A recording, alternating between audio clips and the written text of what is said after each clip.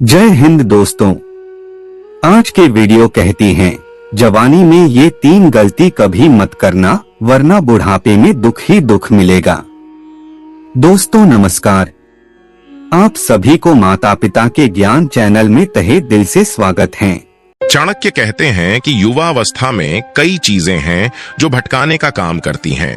समय रहते इन चीजों से दूरी नहीं बनाई तो जवानी के साथ बुढ़ापा भी दुख और तकलीफ में बीतेगा।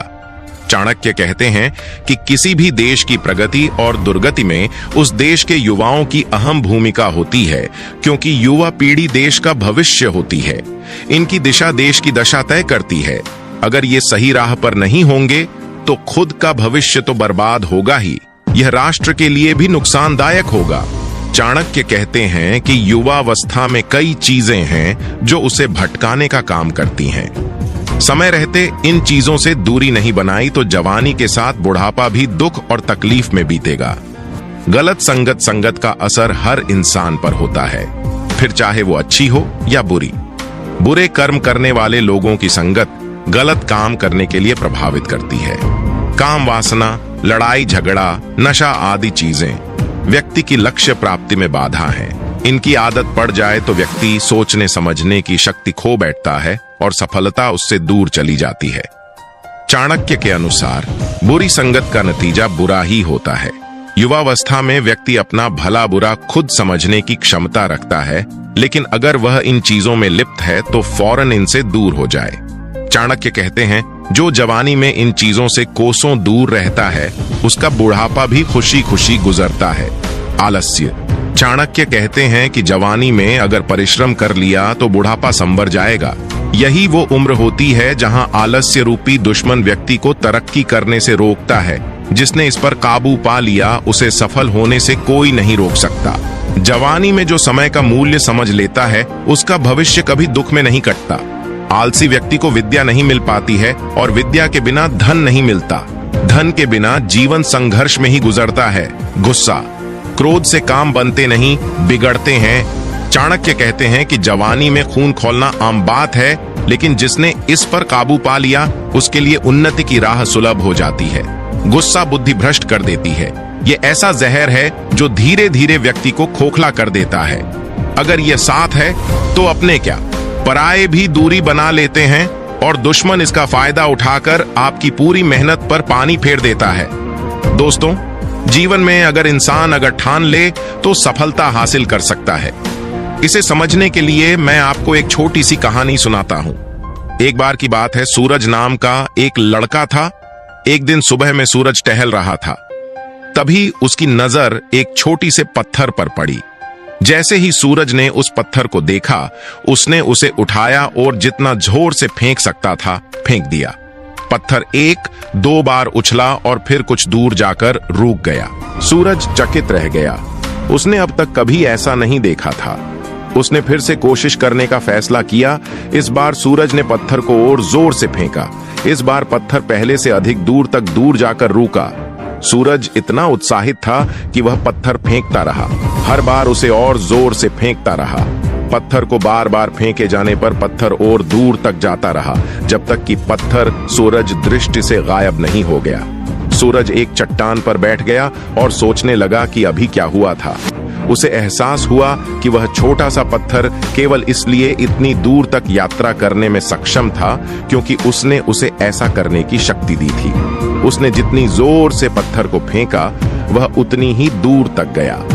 सूरज को एहसास हुआ कि यही सिद्धांत उसके जीवन पर भी लागू होता है। यदि वह महान चीजें हासिल करना चाहता है तो उसे खुद को ऐसा करने की शक्ति देनी होगी। उन्हें अपने लिए चुनौतीपूर्ण लक्ष्य निर्धारित करना होगा और फिर उन्हें हासिल करने के लिए कड़ी मेहनत करनी होगी।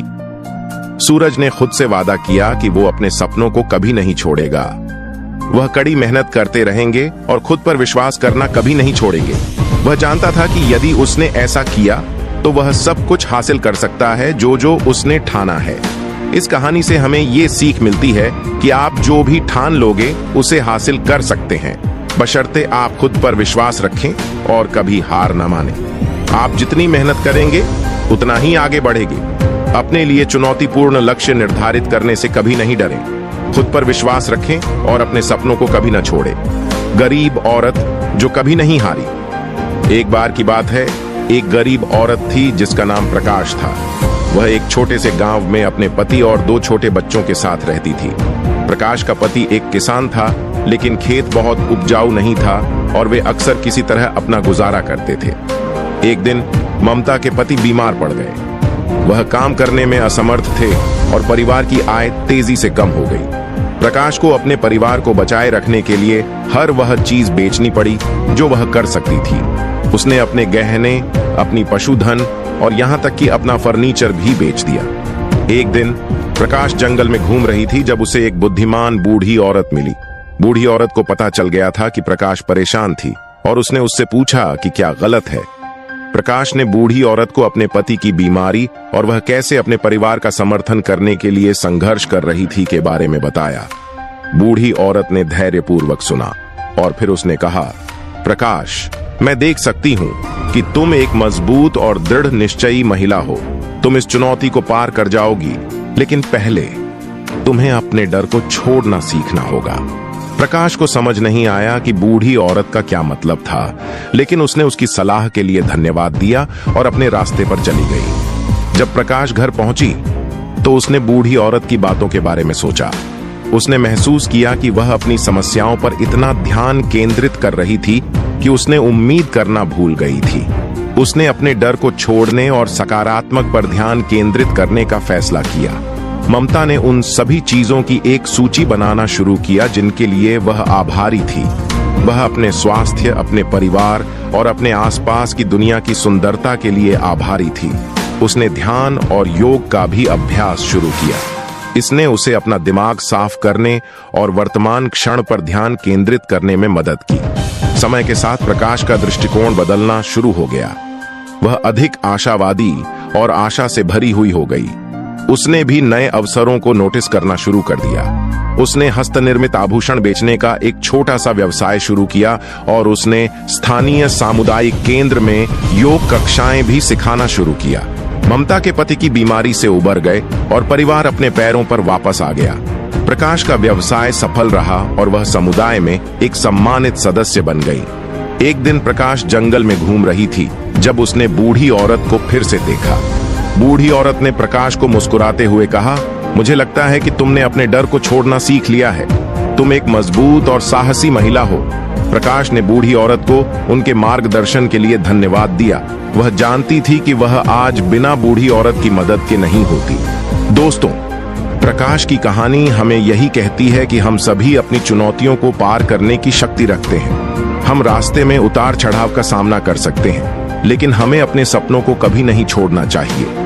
अगर हम सकारात्मक और केंद्रित रहें तो हम जो कुछ भी निर्धारित कर सकते हैं उसे प्राप्त कर सकते हैं। दोस्तों, उम्मीद करता हूं कि आप सभी को इस कहानी से बहुत कुछ सीखने को मिला होगा।